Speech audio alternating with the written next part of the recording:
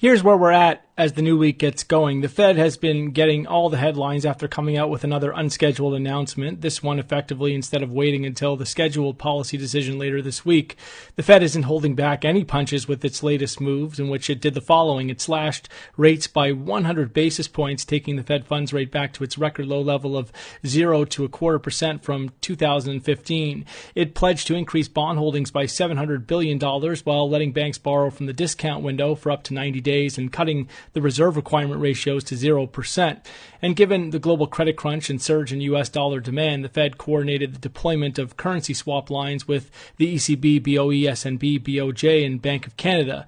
Other central bank updates on Monday include a 75 basis point cut over at the RBNZ, a commitment by the BOJ to raise the cap for ETF purchases, and an announcement from the RBA that it will be coming out with its own new measures later in the week. The Fed added rates would remain at the lower bound until the central bank was confident the economy had weathered the storm.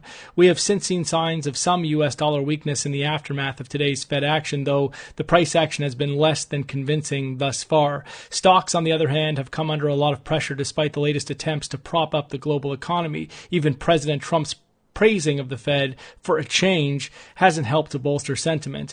And not even the traditional flight to safety hard asset that is gold has been immune to the latest global risk liquidation, though we suspect there will be renewed demand sooner than later should things continue to deteriorate.